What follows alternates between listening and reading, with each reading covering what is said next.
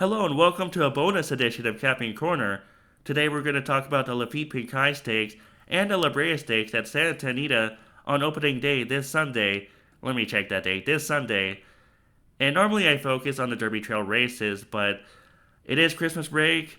I have more time to do these videos, so why not? Let's do a video on the Laffit Pincay and the La Brea Stakes. We're going to focus first on Nisos, the 3 to 5 favorite in this race. He comes off a big win in the British Cup Dirt Mile. Is Nisos a lock in the Laffit Pincay Stakes? Let's talk about it. Well, of course, Nisos has the best chance to win this race. He comes off a win in the British Cup Dirt Mile by a head over Citizen Bull. But Citizen Bull is a good horse, and he had an uncontested lead in that race. And whenever there's a good horse on an uncontested lead, especially when it's a Baffert horse, they're always hard to run down. And what better horse to run down a loose Baffert horse on the lead than another Baffert horse, which is Nisos in this case.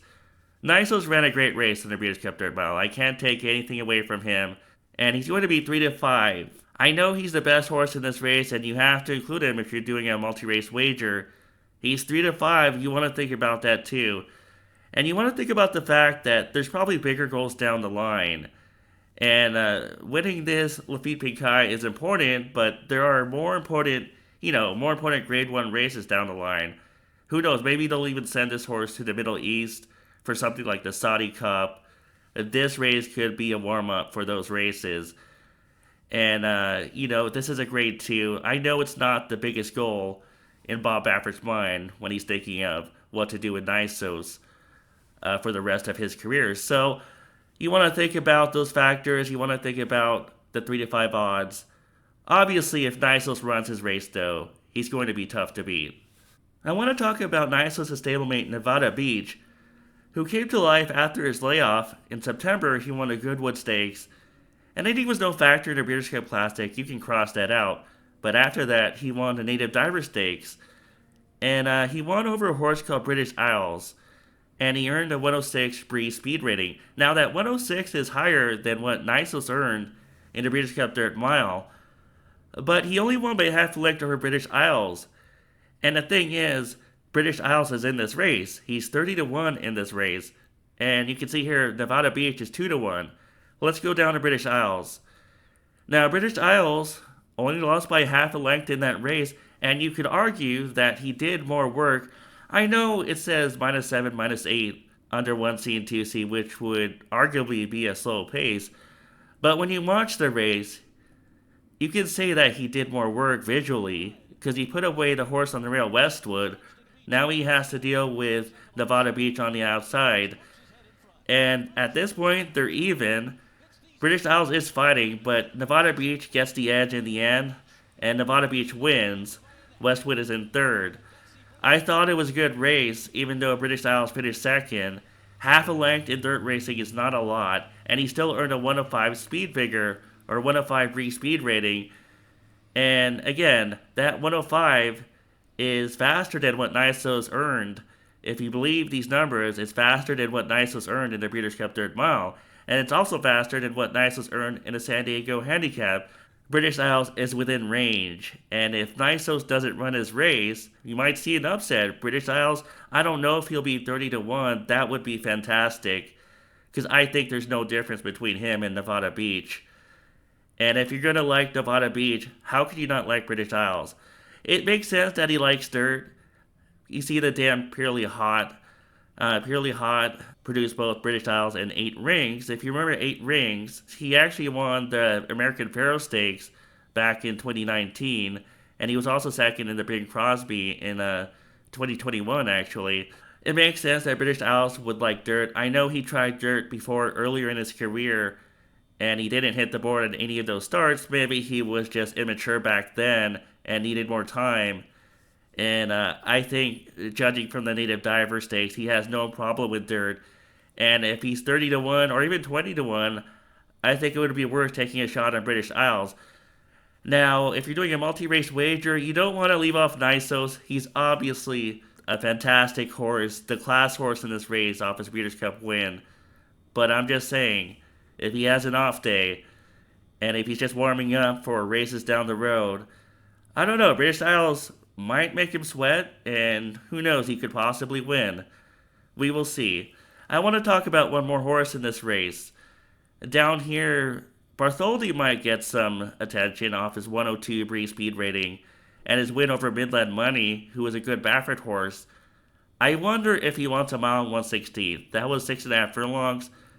The longest he's ran in his last 10 races is 1 mile, and there has to be a reason that they've kept him to 1 mile or less and mostly 6 furlong races. So again, I'm going to take a shot with British Isles, and maybe he can upset this field at 20 to 1, 30 to 1. Those would be great odds. I'm not going to take as long with the La Brea Stakes. I just want to point out the favorites and then make my pick at the end. Formula Rosa is the favorite in this race, 3 to 1 on the morning line. She comes out of the Rancho Bernardo, where she was second to Sweet Azteca. And the thing to point out about that race is that she was dueling with Sweet Azteca, and she eventually lost a duel. And Sweet Azteca is an older filly. She's 4 years old. We can take a look at her record. She's a fast filly. You can see all those big numbers on Equibase. Last year she had a 122 when she won the Great Lady M Stakes. And she also won the Beholder Mile last year. So this is a good filly. And there's no shame in losing to her. I do have some slight concerns about whether Formula Rosa won 7 furlongs based on her slight fade late in the Rancho Bernardo, but you could just say that she lost to an older filly that's faster than her. Let's go up to 5G. 5G is 7 to 2 on the morning line, and I thought she was a good filly in the spring. She only lost the Honeybee Stakes by 1 length after setting a fast pace. You see +7, +2, 23 and 46, so I believe it was a fast pace. And she lost a quiet side in that race, and I thought that was a great effort. And then 5G won the Gulfstream Park Oaks over an easier field, and I thought both of the races were good, 95 and 93 on Breeze, both good figures for a 3-year-old filly in the spring. And then she went on a layoff. She was supposed to run in the Kentucky Oaks. I heard she wasn't training well. Would they ship her across country for this Grade 1 if she wasn't ready for her return? Probably not. I would imagine they have her set up to run a good race. George Weaver is 22% with horses that have been away for 90 days or more, so maybe it won't be a problem. 5G is a contender to win this race, and she's going to run a good race. It's a question of whether she's going to win or not. 5G has the speed to either lead or show tactical speed, maybe tactical speed in this spot. There's so much speed in this race that maybe she can't make the lead, especially on the cutback. So maybe you'll see her maybe 3rd or 4th early on. We will see if 5G can overcome the layoff. And I want to talk about Usha. I thought Usha was going on to big things after winning her return race in a maiden race by 11 lengths with a 99 on Breeze. And then she won an optional claimer by 5.25 lengths over Artisma. And she earned a 100 Breeze speed rating for that race. And so I picked her in the Raven Run Stakes because I thought she was a new filly after some questionable maiden efforts. But she didn't run a bit after showing speed in that race. She quit in the turn. She quit on a turn and just faded away 10 lengths behind the winner. I think she needs Lasix, although it's not something you can prove right away.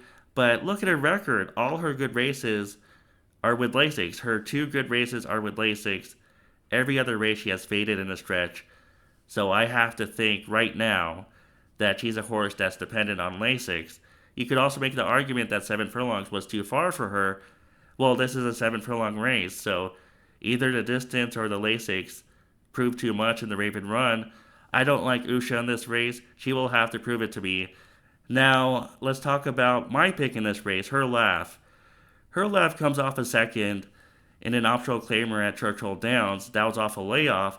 I thought it was a good race. I want to take a look at that chart. Let's take a look at the chart. We have it up here. You see that Moto had an uncontested lead in that race. You see 1.5 lengths in front, 1 length in front. Whenever a good horse has an uncontested lead like that, they are usually hard to run down.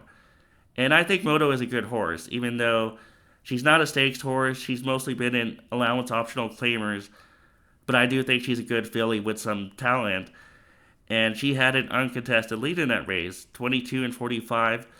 So her laugh coming off the layoff was fourth early on, and then she was third, and then she was third, and then she was second at the end. So she probably couldn't catch her anyway, but she did make a mild rally in the stretch. And I think she'll be in a good position in this race because I think there's so much speed. There's no way that the pace will be slow in this race. I know it doesn't always play out how it does on paper, but I think there's going to be speed in this race. And her lap is going to be maybe in a mid pack position. And if the leaders start to falter on the turn, she will pick them off one by one. Her lap is my pick, especially at 6 to 1 on the morning line. If she stays at 9 to 2 or higher, those odds are good. If she goes lower than that, maybe not. Maybe I'll change my mind. She should move forward off the 93 Bree speed rating, and we'll see if she can overcome the traffic in this field. But I'm not saying to ignore 5G. I think 5G deserves a spot if you're doing a multi-race wager, and I'm not saying to ignore Formula Rosa. I think she deserves a spot in multi-race wagers as well if you can afford all three of them. But if you're just experimenting with a win place bet, her left would offer the most value at 6 to 1. Those are my thoughts on the Brea Stakes and the Laffit Pincay Stakes at Santa Anita on opening day, and I'll see you guys soon.